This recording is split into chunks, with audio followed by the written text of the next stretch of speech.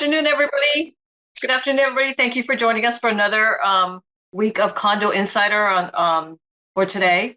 So pleased to have you guys all logged in, and I'm very pleased to have with us Albert, or we always know him as Spike Denis with Securitas, and we also have Rick Osborne with us with ADT. He does more of the camera part of it. So in a bit, we are going to bring them in and introduce them, and we will have a show about security and security cameras.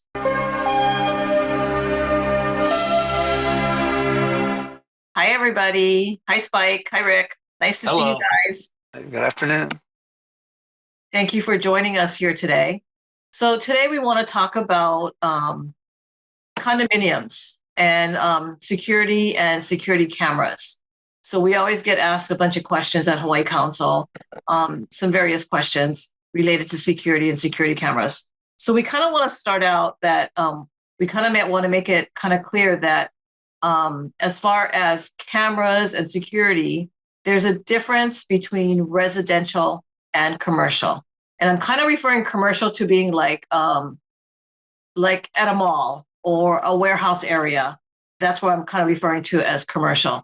Although I know that in DPP, like they consider condo buildings commercial, but for the reasons for this conversation, I want to refer to commercial as being like your consumer warehouses or that kind of stuff, shopping malls as being commercial.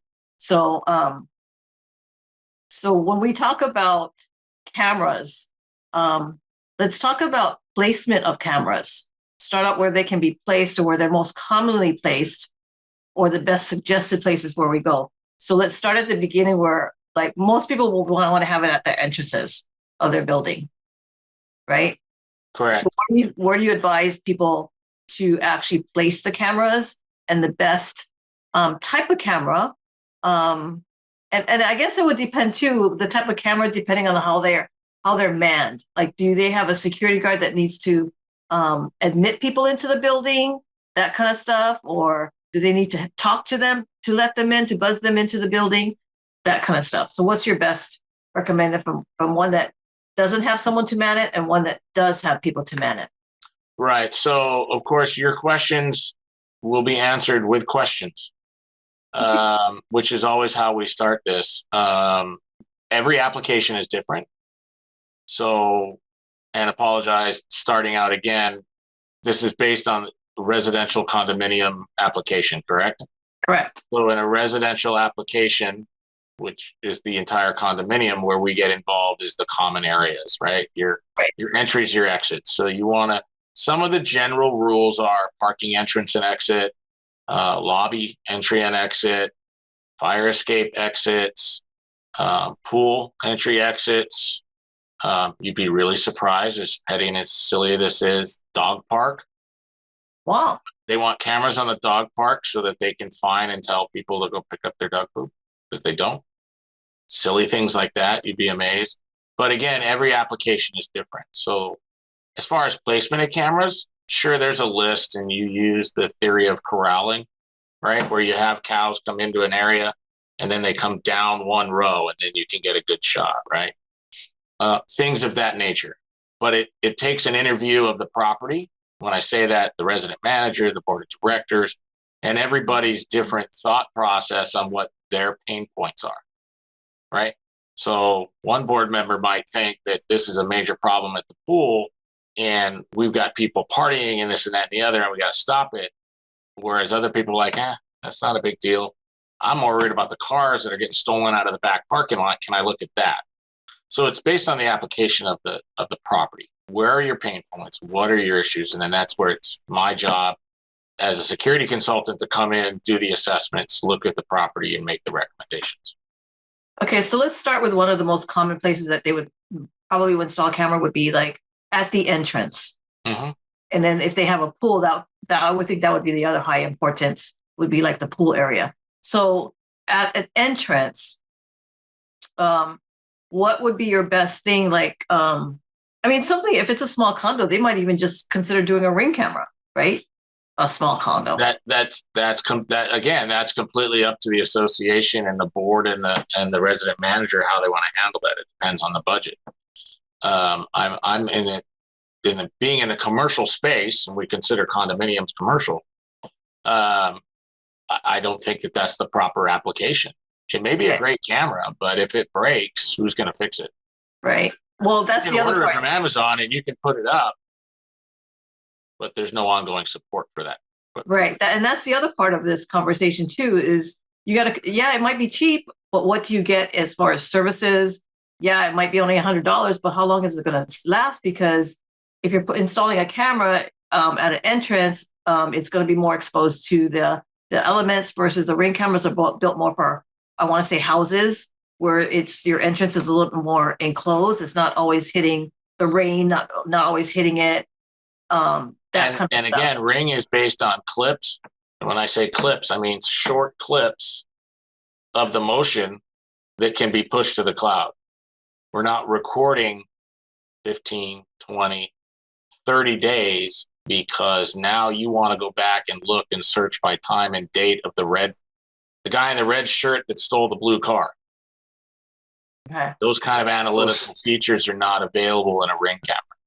You need to have post-incident capability to go back and review what's occurred. And there's also, in a liability context, the standard of care issues. What do medium-sized condominiums utilize? What do major condominiums utilize? What do high-end condos utilize? So that's something that during the consultant's assessment, they will look at what are similarly situated premises utilizing, and is that working properly and assisting them in keeping the building secure.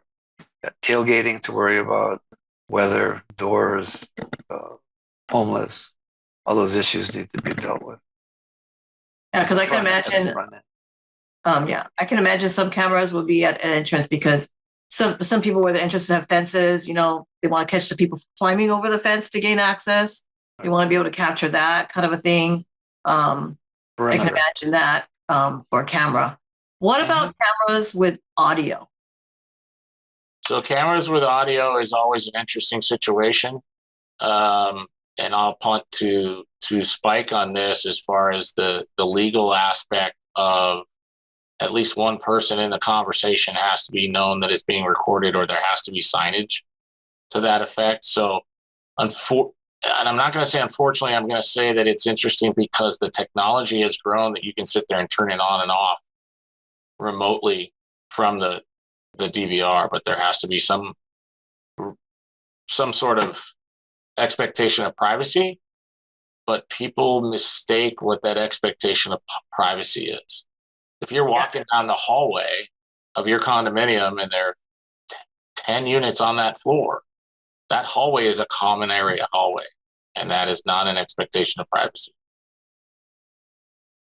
So it's also residents versus non-residents. If you have passersby, let's say walking by a perimeter camera that has audio, you probably want a sign near that camera.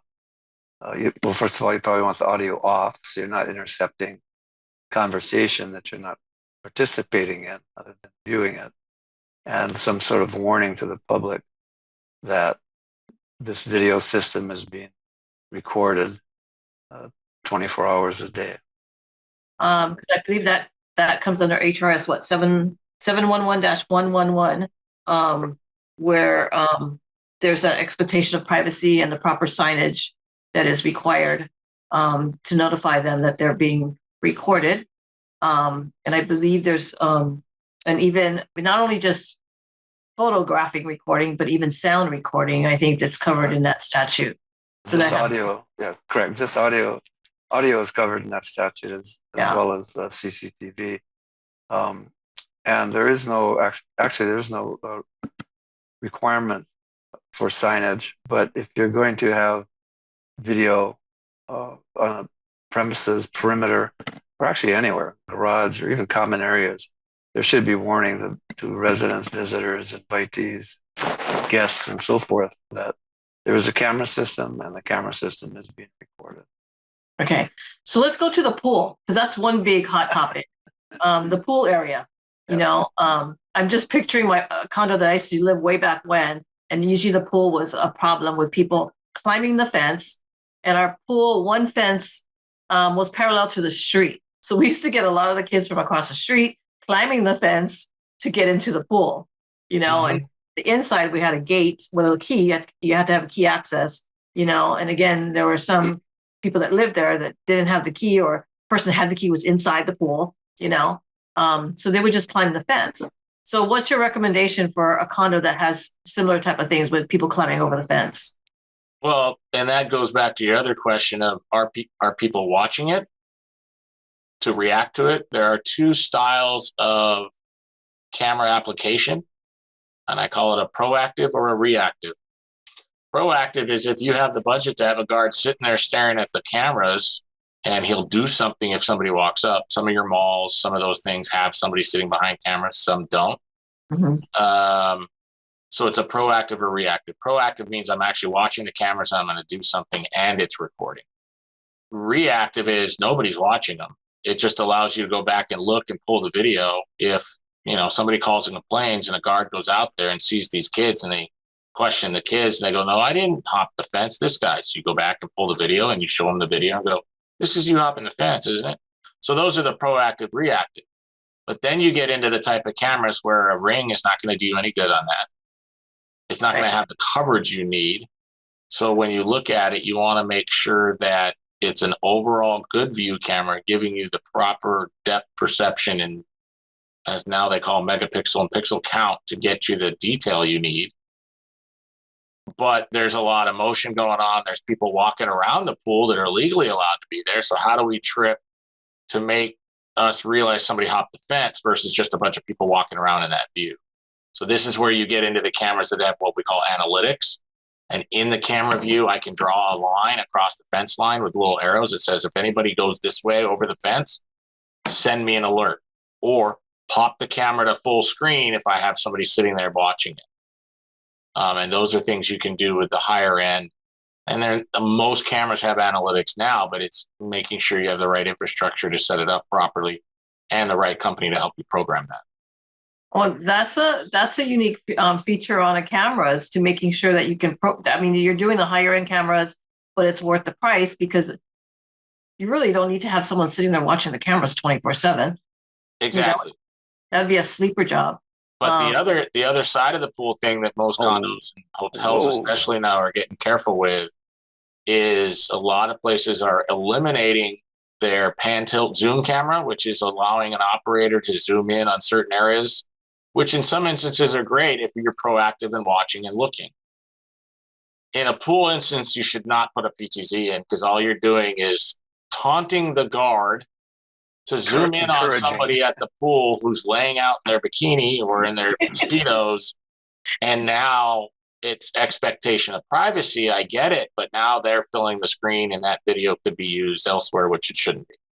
Right. Prevents that bad habit. It prevents that from happening. Put in 2 or 3 cameras that are general view, and the power of that invasion is gone. Right. But you can have those cameras that say, okay, if somebody, like you said, like a motion thing. So if the camera just, points to that fence or movement on that fence, you can kind of like capture that. So you can hopefully catch that people that are jumping. Right. And it's more than just motion. It's actually an analytic or AI that's looking at that area to say, if something goes in that area, let me know. It doesn't look at every single person walking around the pool. It doesn't look at the palm tree waving, because all that's motion too, eating up hard drive. Right. So really, like in a pool setting, I can imagine that you probably might have more than one camera, because you would have an entrance, you would have a fence, and even one that's just wide, right? Yep. But again, if you get a nice big wide angle, you're going to lose depth perception and detail of pixelation. Right. So this is where you get involved with, you try to blow up this picture and it's really grainy and you can't see anything. Yeah, right. So that's where, again, when you had asked, where should we put cameras? I'm like, where do you want them? Right? A question brings up a question. Everywhere. It's the degree of of security and being able to back up complaints or back up the a house rule violation. Right. Yes. Condos, we're dealing with house rule violations. So you really want in the malls we use PTZs a lot, but they're in conjunction with fixed cameras. So we have a general overview, and then if a guard is dealing with a hostile situation, they can radio into the dispatch and say, "Hey, I'm at piling 37 in the parking structure. Zoom in because I'm going to have to go talk to this guy." So then you have a better, closer vision of the situation.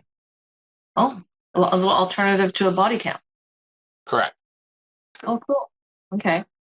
So how do you start off? I mean, we talked about it. You mentioned a little bit. So you actually obviously would have several site visits to the property, several discussions with the board or the resident manager or both.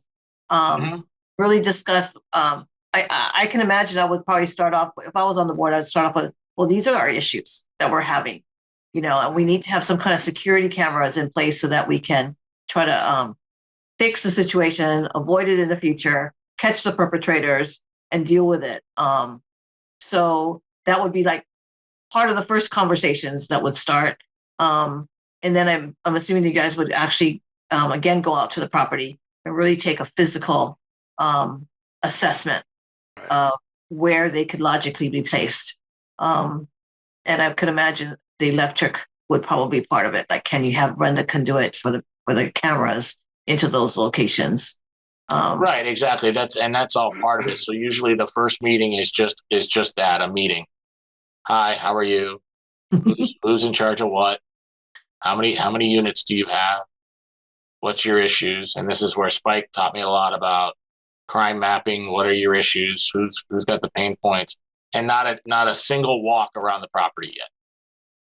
Just a interview assessment of pain points.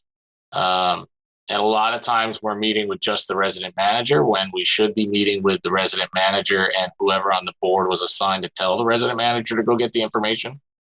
A lot of times we'll end up with a security committee. The board will assign a security committee to work with the resident manager or GM of the building, and we walk with them, which is sometimes great. And as we all know, of being on members of AOA boards, it could be death by committee. But it's just a matter of understanding and making sure it's in the same communication, because I could have a meeting with the resident manager and make all these suggestions and then write it out. And then the board comes back and goes, that's not at all what I want.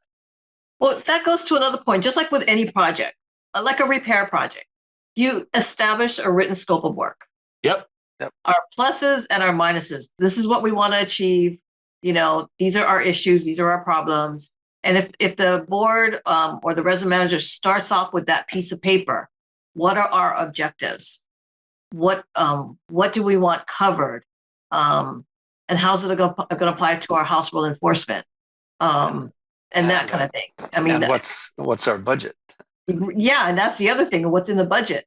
And I can see sometimes it might take maybe a year before they can get to it because it might be something that's not even in the budget. So they're going to have to plan for it. Or they're asking for a proposal to create the budget. Well, yeah. Some committees want to be really accurate with their budget, right? Not just throw a number out there. Right. So we at ADT Commercial try to take a holistic approach and say, okay, we get it. You don't understand. You're not going to know where you need to put the cameras. That's our job to help you. We can help you do the assessment. We can look at what some of your pain points are. You need to tell us, and then we can bring up suggestions, and then we can write a scope of work, get the scope of work approved. Then at that point, we're going to get electricians involved and or ourselves involved. Because again, you also have to remember in the state of Hawaii, too many people hire jack of all trades, and he's not licensed to do the work in the state of Hawaii. We as low voltage contractors can run wire, put up cameras all we want, but under DCCA, you have to be a high voltage electrician to run conduit. Oh, really? I didn't know that. It doesn't matter if there's toilet paper, tissue paper, whatever. An electrician with a C13 license has to run the conduit, which we have 2 or 3 under contract, so that's not a problem. And then the contractor programming, running the cable, and doing the cameras must be a C15 low voltage contractor. Anything over $1,000, technically by the DCCA, requires a permit. Therein lies the other fun part. It's 1,500 There's a now. lot of don't ask, don't tell on the permit side. I'll be really honest with you. So, so actually, you guys, when you do security cameras, you have to pull a permit too? If it's over I technically have to tell you you're supposed to. Yes is the answer. Yes is the answer, but you're going to drive the cost of that project by tens of thousands of dollars and drag it out by 4 years at a minimum. Well, I know there's a lot of changes happening at DPP, and they're good changes. Yes, exactly. We have DPP on our next seminar on July 20th. We have Jiro Smata, who they brought back from retirement to fix it. Yeah. And the atmosphere at DPP is totally different now. It is. But to go back to the holistic side of it, we go in, we do the design, we write the scope of work. Is everybody cool with the scope of work? This is what we agree to. Yes. Then we'll go get the prices. Because some condos have an electrician on contract. So we'll go, great, you use them. Why pay our markup on top of that? Right. You want us to manage it so you have one throat to choke. We'll do the design. We'll do the assessments for you. Because we may also turn around and go, so you really care about the cameras, but what about these doors? You're using Medco keys. You're not even using a keyless entry system. You're not tracking who's going in and out. So we bring up that whole approach of looking at the property on a whole. And then we can give you a price to move forward in options. How do you want to go? So we look at the holistic approach of being your partner versus just a vendor. Well, that brings up a good point too, because a lot of people have those Medco keys, and if you're going to go, if you're going to go security, you should really check. I mean, and you can do it incrementally, right, according to your budget. Absolutely. So you can start off with the cameras, and then once that is kind of like going on its way, and then put into your budget to convert to a keyless entry or a fob entry type Correct. thing, Same to thing. really track who's coming in and out. So they kind of go hand in hand. But at least you can go incrementally according to your budget. I mean, Right, and that's the other question we ask often, and it's very interesting to see the different reactions. Some people are open and good about it, and I say, "Well, what's your budget?" And they go, "Well, we can't tell you that. We want to see what your price is." And I'm like, it'd be a lot easier if you told me your budget, so I can help you fit value-wise what's the best solution. Other people are like, "Well, I have X." I said, "Well, then let's build up to X, and then give you a plan down the road to get more budget to build past that." You've got to be open with people. Yeah, and I can see that because having been on boards before, I'd be like, we have we have no clue where to start. We don't even know what the cost is. Let's start small first. Mm-hmm. Do the minimum, the entrances, and we can build from there based upon the budget. Because normally you would increase your budget every year, but at least you have a starting point. You just can't say, well, we don't know what the budget, we don't know where to start, and not do anything. Yeah, again, that boils down to your finance and planning committee on your board and where you're going and how you're going to assess that. I'm not into trying to tell you how to run a board. No, I mean, there's I mean, you can just start off with baby steps. Yep. If the entrance is a problem. I mean, to me, the entrance would be the big thing. Or maybe if you have, parking structure. You got people parking in there don't even belong in the building. Number one, they're not even a guest. If that's the main problem, then start there first. But at least you can just build up on it incrementally. And that way you've got a line item in your budget now already established, and you start that first step. And now you know what that cost is. You put it in your budget. Now you're like, wow, this is working pretty cool. Let's see how we can take it to the next level and do our entrance and do a keyless entrance, and start it off that way. So now you're building it, and you're not putting in this big system. And now your maintenance fees are increased like that, right? So it could be done incrementally, which would be probably a good thing. And the other thing that we talk to people about is we don't try to use the terms birth to death. We just try to say birth to care. Only because too many people will buy a system from somebody and then they're gone. Right? That's you. There's no aftercare. There's no maintenance. There's no preventative maintenance. Hey, I can't tell you how many times a customer went to get video of something and it was a beautiful shot of the dead gecko inside the housing because nobody's cleaning the cameras. The hotels is the funniest one because house cleaning's like, I'm not cleaning cameras. That's facilities. The facilities is like, I'm not a maid. I don't have Windex. I'm not cleaning cameras. So, it's an entertaining thing there, but it's the aftercare, the ongoing maintenance needs to be looked at as well. When you look at a company that's going to do these kind of installations, you got to make sure that everybody's got a camera. Everybody's got an NVR. Everybody can put a system in. It's the company that stands behind it during the installation and afterwards. That's the difference. Most cameras are proprietary to the company that installed it, right? Absolutely not. No? Really? Well, if you're buying proprietary, and that's a question you should ask, is this proprietary to you? Are you the only dealer for this product in the state? Okay. That should be part of the question. Okay, so we're. Oh, sorry, I didn't mean to interrupt you. What product are you recommending? What are you looking at, and then doing your homework there? But that's our job as the holistic approach provider to give you something. Because honestly, I want you to be in business with me because of our customer care, not because you have to be because of the product I locked you into. You want that continuing relationship. Mm-hmm. Continuum of care is the other term I heard recently. Okay, so we're nearing our end. I really want to thank you both for being here. We have another segment on the 25th, May 25th. Both of you are going to be back again? I know Spike is. I know Spike is. Okay. So we'll see you guys back again on the 25th. And thank you everybody for joining us for this Condo Insider edition on security cameras and security. So part 2 will be on the 25th. Thank you and have a good weekend, everybody.